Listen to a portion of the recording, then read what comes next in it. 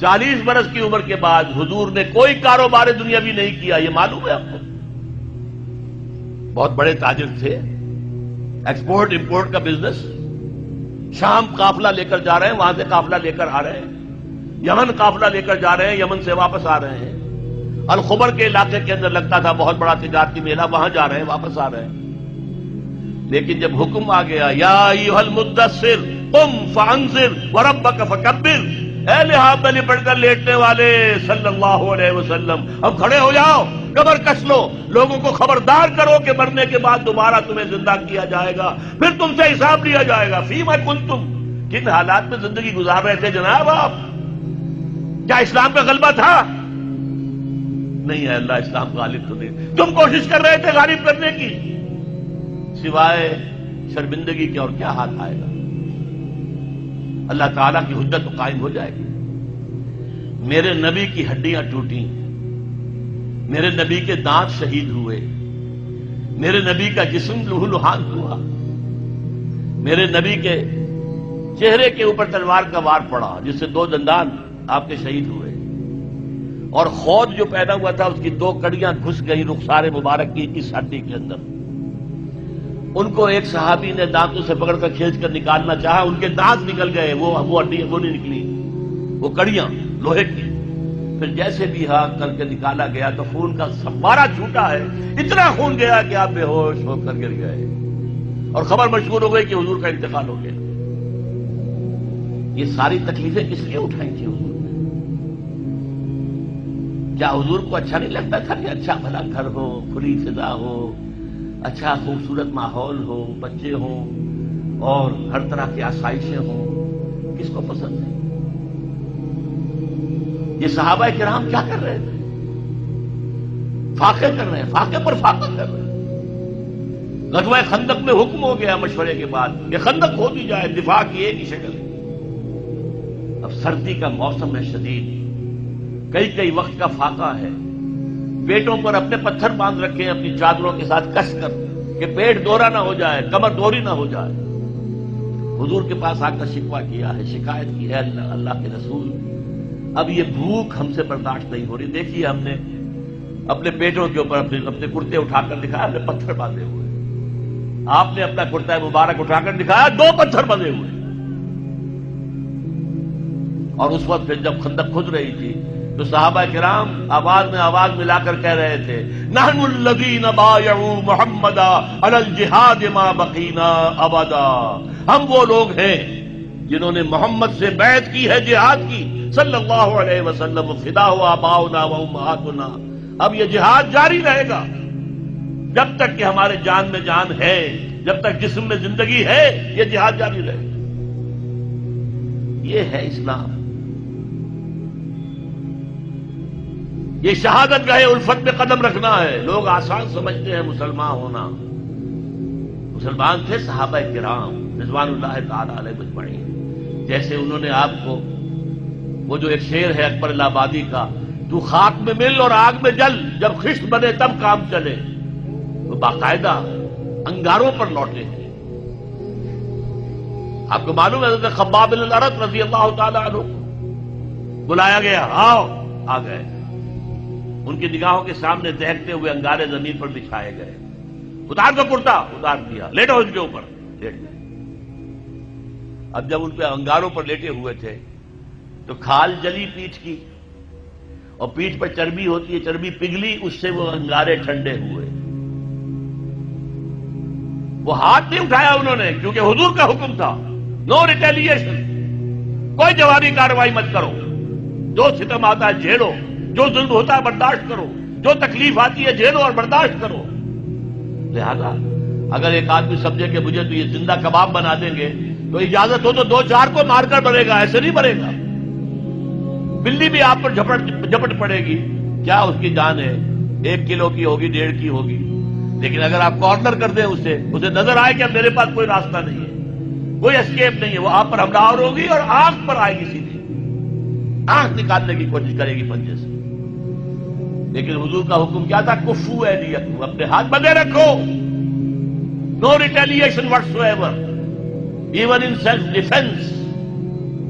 یہ ساری جد و جہد، یہ ساری محنت، محمد رسول اللہ والذین معہ اشداء علی الکفار رحماء بینہم تراہم رکعا سجدا یبتغون فضلا من اللہ ورضوانا. اب ان کو پھر اللہ تعالیٰ نے جو اجر و ثواب دیا ہے اس کا ہمیں اندازہ ہو ہی نہیں سکتا. اب میں ایک بات اور آپ کو بتا دوں، اگر عبادت کا یہ تقاضا ہے کہ ہماری عبادت پوری ہونی چاہیے، اجتماعی زندگی ہماری اگر اسلام کے تحت نہیں آئی تو ہماری عبادت جو ہے وہ جزوی ہے، اور جزوی عبادت اللہ کو قبول نہیں. افتؤمنون ببعض الکتاب وتکفرون ببعض فما جزاء من یفعل ذلک منکم الا خزی فی الحیاۃ الدنیا ویوم القیامۃ یردون الی اشد العذاب وما اللہ بغافل عما تعملون. اچھا بات سمجھ میں آ گئی. جد و جہد کرنا فرض ہے، اس کے لیے جماعت فرض ہے، اس کے لیے تلاش کرو جماعت، نہ ملے تو خود کھڑے ہو جاؤ اور جماعت بناؤ. لیکن اس میں میں ایک درمیان میں ہنٹ دے دوں، جماعت کی اگر تلاش کرنی ہے، نئی جماعت بنانا آسان کام نہیں ہے. کوئی چلتا ہوا قافلہ مل جائے تو کیا کہنے، اس سے بڑی خوش قسمتی کیا ہوگی. یہ کوئی جماعت بنی بنائی، جو قافلہ چل رہا ہے اس کے ساتھ چلنا کتنا آسان ہے. یکا و تنہا کسی صحرا میں سفر کرنا جو ہے کتنے خطرات ہیں. قافلہ ہے، قافلے کے ساتھ جڑنا. اگر قافلہ تلاش کرنا ہے تو کیا چیزیں دیکھنی چاہیے وہ بھی میں ذرا آپ کو آج بتا دوں. 5 چیزیں دیکھنی ہوں گی. نمبر 1، وہ جماعت سیکٹیرین نہ ہو، مسلکوں اور مذہبوں کی بنیاد پر نہ ہو، دین اسلام کی بنیاد پر ہو. یہ نہیں کہ یہ دیوبندیوں کی جماعت ہے، یہ بریلویوں کی جماعتیں ہیں. اب تو ایک تو ہے ہی نہیں، دیوبندیوں کی بھی بہت ہیں اور بریلویوں کی بھی بہت ہیں. یہ شیعوں کی ہے، یہ اہل حدیثوں کی ہے، یہ سیکٹیرین ہے. سیکٹیرین جماعت اپنے سیکٹ کی دعوت دے گی. ہمارا سیکٹ، ہمارا موقف، ہمارا مسلک، ہمارا مذہب سب سے اعلیٰ ہے. اہل حدیث کہے گا تم رفع دین نہیں کرتے، تمہاری نماز ہی نہیں ہوئی. تم نے آمین بالجہر زور سے کہہ دیا، تمہاری نماز ہی نہیں ہوئی. نہیں، جو جماعت جس کا ذکر میں کر رہا ہوں وہ اس سے بالا ہونی چاہیے. بھائی تم حنفی ہو، حنفی طریقے پر نماز پڑھو. اہل حدیث ہو، اہل حدیث طریقے پر نماز پڑھو. کیا فرق ہے؟ کچھ نہیں. شیعہ ہو، شیعہ کے طریقے پر نماز پڑھو. دین پر متحد ہو جاؤ. دین ایک ہے، اسلام ایک ہے. تو پہلا فرق جو چیز ہے کہ وہ نان سیکٹیرین جماعت ہونی چاہیے. نمبر 2، اس کا ڈکلیئرڈ گول ہونا چاہیے کہ ہمارا کام ہے نظام بدلنا. ورنہ نیکی کے کام تو اور بھی بہت سے ہیں. آپ کوئی مدرسہ کھول دیں، ناظرہ قرآن پڑھانے کا، یہ بھی نیکی کا کام ہے. آپ کہیں دعوت و تبلیغ شروع کر دیں، کوئی ٹریننگ حاصل کیجئے، عیسائیوں میں تبلیغ کیجئے، ہندوؤں میں تبلیغ کیجئے. آپ کے صوبے میں تو ہندو موجود ہیں، جہاں میں رہتا ہوں پنجاب میں، وہاں کوئی ہندو نہیں ہے. کیا ان کا ہم پر حق نہیں ہے کہ تبلیغ کریں انہیں؟ لیکن یہ بھی ایک کام ہے. لیکن جو جماعت میں کہہ رہا ہوں وہ جماعت ہونی چاہیے دین کو قائم کرنے کے لیے جماعت، نظام کو بدلنے والی جماعت، انقلابی جماعت. اور نمبر 3، اس کا ڈسپلن ہونا چاہیے، فوجی ڈسپلن، لسن اینڈ اوبے. اس لیے بیعت حضور نے کیا لی تھی؟ حضرت عبادہ ابن ثابت فرماتے ہیں رضی اللہ تعالی عنہ، بایعنا رسول اللہ صلی اللہ علیہ وسلم علی السمع والطاعۃ فی العسر والیسر والمنشط والمکرہ وعلی اثرۃ علینا وعلی لا ننازل امرہ لہ وعلی نقول بالحق اینما کنا لا نخاف فی اللہ لومۃ لائم. 10 نکات ہیں جن پر بیعت لی. ہم نے بیعت کی تھی محمد رسول اللہ سے صلی اللہ علیہ وسلم. آپ کا ہر حکم سنیں گے اور اطاعت کریں گے، چاہے مشکل ہو چاہے آسانی ہو، چاہے طبیعتیں آمادہ ہوں چاہے اپنی طبیعتوں پر جبر کرنا پڑے، چاہے آپ دوسروں کو ہم پر ترجیح دے دیں. ہم یہ نہیں کہیں گے ہم آپ کے پرانے خادم، آپ نے ایک نیو کمر کو ہمارے اوپر امیر کیسے بنا دیا. نہیں، it will be your prerogative. آپ کا اختیار ہوگا جسے بنائیں، اور جنہیں آپ امیر بنائیں گے ان سے بھی ہم جھگڑیں گے نہیں، ان کی بھی اطاعت کریں گے. البتہ ہم حق بات کہیں گے جہاں بھی ہوں گے، جو ہماری رائے ہوگی وہ پیش کر دیں گے. اور کسی کی ملامت کے خوف سے کہ کیا کہیں گے، یہ کیا احمقانہ بات کہہ لی انہوں نے، اگر کوئی کہہ بھی دے میری بات کو احمقانہ، تبھی میں نے اپنی بات کہنی ہے، ان باتوں کی بیعت لی تھی محمد الرسول اللہ صلی اللہ علیہ وسلم۔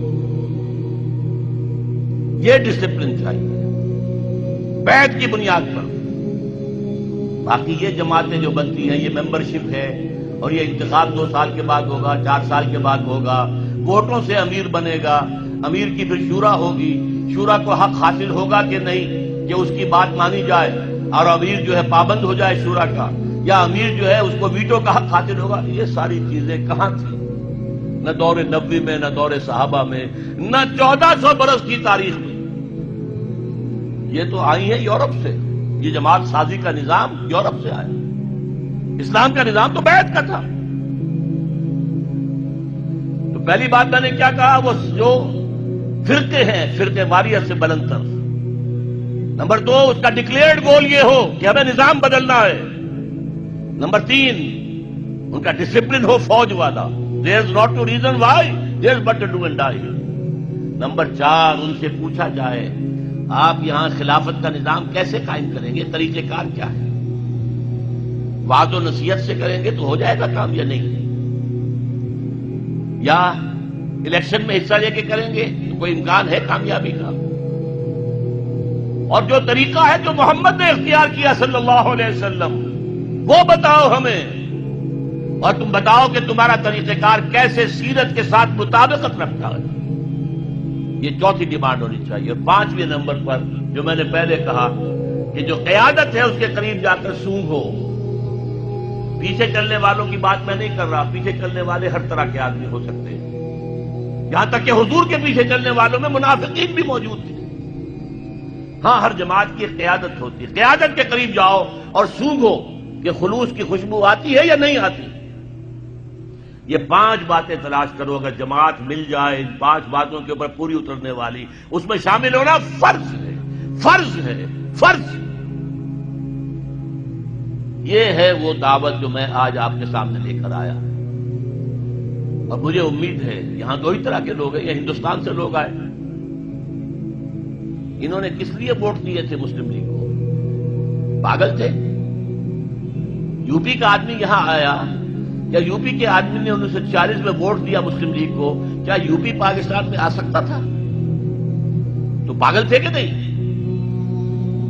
پاگل ہو گئے تھے، لیکن ہوئے کس بات پر تھے کہ کہا جا رہا ہے اسلام کے لیے پاکستان بنانا ہے۔ اچھا، ہم پر جو بیتے گی بیت جائے گی، جیل لیں گے، جاؤ بناؤ پاکستان میں، لاؤ قائم کرو اسلام وہاں پر۔ اسی لیے آئے تھے نا، گھر بار چھوڑ کر آئے، اپنے باپ دادا کے مکان، باپ دادا کے جو شہر ہیں جہاں باپ دادا دفن ہیں، کس کو محبت نہیں ہوئی؟ اور یہاں کے لوگوں نے جس طرح اوپن آرمز کے ساتھ، کھلے بازوؤں کے ساتھ انہیں خوش آمدید کہا، سینے سے لگایا۔ بعد میں نہ معلوم کس کس کی سازشیں ہیں، کیسے کیسے کام ہوئے ہیں، کون کون سی ایجنسیز بیچ میں پڑی ہیں، کہ بعد میں نفرت بھی پیدا ہوئی، لڑائیاں بھی ہوئی، دنگا فساد بھی ہوا، قتل و خون بھی ہوا۔ لیکن جب پاکستان بنا تھا اس وقت کی فضا یاد کیجئے۔ تو میں آج یہ امید لے کر آیا ہوں کہ تحریک خلافت کا بھی ایک بڑا